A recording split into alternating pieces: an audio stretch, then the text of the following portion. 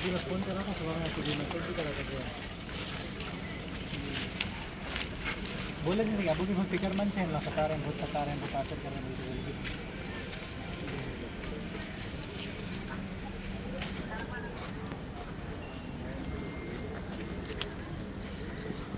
जी police को complaint दे दी है।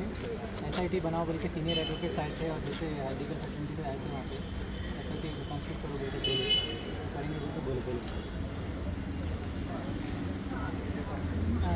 SP से डीसीपी से एडिशनल एसपी से आए थे वहाँ पे।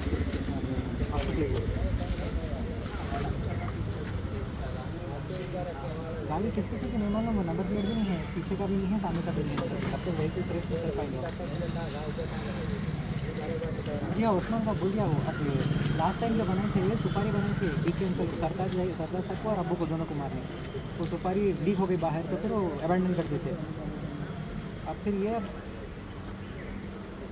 जी हाँ उन्हीं और मुजाहिद दोनों थे, बुढ़ा तो खत्म हो गया, ज़्यादा है नहीं।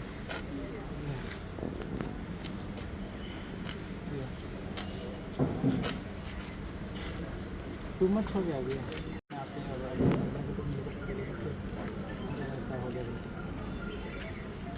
नाना पापा यदानी सर भी 2 दिन से वेंटिलेटर पे है, उनकी तबीयत बहुत नाजुक है, सेंचुरी हॉस्पिटल में 2 दिन से वेंटिलेटर पे है यदानी सर। आज सुबह है जी।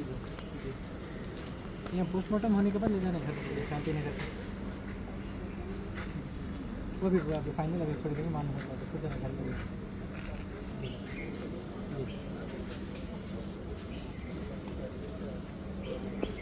रहमतुल्लाहि व बरकातुहू। आज सुबह में एक दर्दनाक हादसे की खबर हम तमाम को मिली। ख्वाजा मोइजुद्दीन साहब जो एक सीनियर एडवोकेट थे, उनका कत्ल किया गया आज दिन दहाड़े।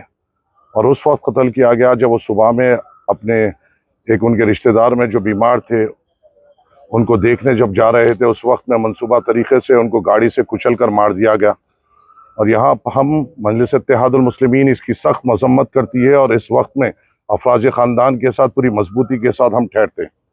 और हमारा ये सख्त मुतालबा है, और मैं ख़ास तौर से एडवोकेट साहब को पर्सनली तौर पे जानता हूँ, एक हक़ बोलने वाले इंसान, सच बोलने वाले इंसान, नमाजी, परहेज़गार और एक बेहतरीन इंसान थे, जो गरीबों की मदद करते थे, गरीबों की के साथ ठहरते थे, और हमेशा हक़ की आवाज़ बुलंद करते थे। जहाँ भी कोई गलत हो रहा है उसके लिए आवाज़ उठाते थे, और आज उनकी आवाज़ को मिटाया गया, दबाया गया, और एक पूरे मनसूबा तरीके से आज एक साजिश रची गई। और अगर हम विजुअल देखें तो हम ये खुली तौर पे कह सकते हैं कि पूरा मनसूबा तरीके से, पूरी प्लानिंग के साथ, उनकी टाइमिंग को नोट डाउन करते हुए, उनको मॉनिटर करते हुए, उनको पूरे एक प्लानिंग के तहत उनका कत्ल किया गया है। हम इसकी सख्त मजम्मत करते हैं, और हम पुलिस महकमे से मुतालबा करते हैं कि अफराज ख़ानदान जो जो कंप्लेन दी है और जिन जिन अफराद का नाम ली है, चाहे वो मुजाहिद आलम खान हो या महमूद आलम खान हो, इनके ऊपर पूरी थरो इन्वेस्टिगेशन करते हुए जो मेन प्लानर है, ऐसा ना हो कि कल ला के ड्राइवर को हमारे सामने ठहरा दिया जाए या किसी और को ला के ठहरा दिया जाए।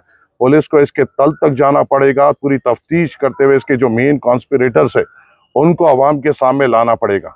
हाल ही में असेंबली में बिल पास हुआ था एडवोकेट्स की हिफाजत के लिए, फिर भी एडवोकेट्स के ऊपर की मौत हुई। तो हमें इन हालात को देखते हुए इसके ऊपर सख्त इक़दाम लेना पड़ेगा। बड़े बड़े दर्द के साथ और तकलीफ के साथ मैं यह बयान दे रहा हूँ, क्योंकि मैं वो आदमी को पर्सनली जानता था, और किस किस्म के वो शख्स थे, और किस तरीके से वो आवाम की और ख़ास तौर से गरीबों के साथ ठहरते थे, मैं पर्सनली जानता हूँ। और आज उनको यहाँ पर मैं ठहरे हुआ हूँ, और बड़ी तकलीफ दे की बात है कि आज मैं उनके अफराज ख़ानदान के साथ यहाँ पे ठहर के उनके पोस्टमार्टम की कार्रवाई हम यहाँ पे करा रहे हैं।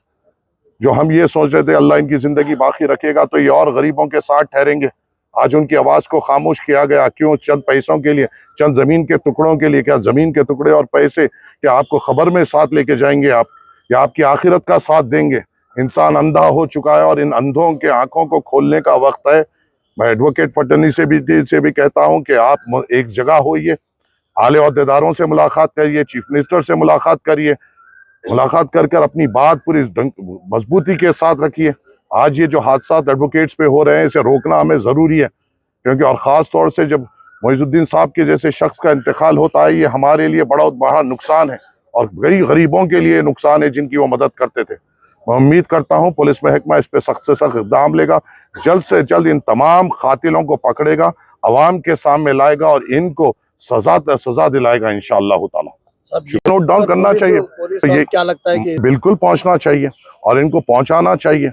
उस शख्स का इंतकाल हुआ है जो अवाम के लिए, इंसाफ के लिए लड़ता था, और उस फर्टर्निटी में से एक शख्स, सीनियर एडवोकेट का इंतकाल हुआ है जो अवाम को इंसाफ दिलाती है और जो गुनहगार होते हैं उनको सजा दिलाती है। और जब अपने फर्टर्निटी में से किसका होता है, वो तमाम लोग जो इंसाफ के लिए अपनी आवाज़ हर दिन कोर्टों में बुलंद करते हैं, उनका काम है कि अपने लोगों के लिए बड़ी मजबूती के साथ ठहरे और इस कत्ल को एक मिसाल कायम कर दे, पुलिस के लिए भी और आवाम के लिए भी, कि अगर एडवोकेट्स पे कोई हाथ डालता है तो किस तरीके से उसका अंजाम होता है। एडवोकेट्स को पूरी तौर पे, चाहे कोई भी हो, एडवोकेट का नाम आया है, और जो भी कातिल इसमें मुलविस है, शर्म होना चाहिए उनको जो एक एडवोकेट के कातिल के खिलाफ अगर कोई केस लड़े, पूरी तौर पे बायकॉट करे, पूरी तौर पे उनको हटा दे उनके खिलाफ। पुलिस जिसको भी सामने लाती है, जिसका भी नाम सामने लाती है, कोई एडवोकेट उनका साथ नहीं देना चाहिए, क्योंकि उनके ही भाई के कत्ल में वो मुलविस है। और इस वक्त इत्तेहाद का और सबूत देने की जरूरत है हर किसी को। और जब 4 से 5 बार हो गया था, तो मेरा भी ये मुतालिबा है, पुलिस उनको प्रोटेक्शन देना चाहिए था। इंसान की जान की अहमियत होती है, चाहे वो आम हो या पॉलिटिशियन हो या खास हो। अगर किसी पे 4 से 5 बार जानलेवा हमला किया जा रहा है, उनके घर के बच्चों को यतीम करने की साजिश की जा रही है, और जब ये बार बार पुलिस में रिपोर्ट हुई है, तो पुलिस का ये काम है ऐसे लोगों को फौरी तौर पर प्रोटेक्शन देना चाहिए। आज वो नहीं देने की वजह से आज इनका इंतकाल हुआ, और देखिए किस बेदर्दी से, बेरहमी से उनको कुचला गया। जब वो सुबह में फजर की नमाज पढ़कर अपने एक अफराजी खानदान की मिजाज पुरसी को जा रहे थे, एक सुन्नत को मुकम्मिल करने जा रहे थे, और उस वक्त उनको कत्ल कर दिया गया। किसके लिए? जमीन के टुकड़ों के लिए, चंद पैसों के लिए। कब तक जियोगे, कब तक इस दुनिया में रहोगे? खबर में हम सिर्फ ढेले डालेंगे, नोट के कट्टे नहीं डालेंगे तुम्हें खुबला रुख होने के लिए। सब जब भी बेमिसाल वकील थे, बेहतरीन इंसान थे, हक के लिए लड़ रहे थे, वो औकाफी जायदादों के लिए लड़ रहे थे, और कई चीज़ों में कई मुद्दों पे वो कामयाब हो रहे थे, और वो कामयाबी को देखते ही उनकी आवाज़ को दबाया गया है। ऐसी जब आवाज़ दबाई जाती है, तो ऐसे 100 आवाज़ों को, 1000 आवाज़ों को उठने की ज़रूरत है, और इस वक्त में पुलिस महकमे को बहुत सख्त इक़दाम से इनको सामने लाना चाहिए। हम अफराजी ख़ानदान के साथ यहाँ पे ठहरे हुए हैं, इंशाअल्लाह ताला यहाँ पे पोस्टमार्टम की कार्रवाई मुकम्मिल होगी। उसके बाद इंशाअल्लाह हमारी उम्मीद है कि नमाज जनाजा इंशाअल्लाह ताला आलमगीर मस्जिद में या आलिया में तय करेंगे।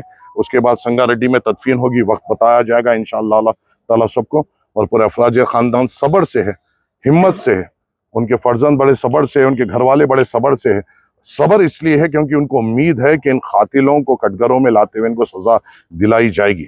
सब्र इसलिए है, और सब्र इसलिए बता रहे हैं क्योंकि इनको अभी भी कानून पे पूरा अटूट भरोसा है, और इस अटूट भरोसे को कायम रखते हुए उसके मयार पे खरे उतरने की अब जिम्मेदारी पुलिस महकमे की होगी। ठीक है।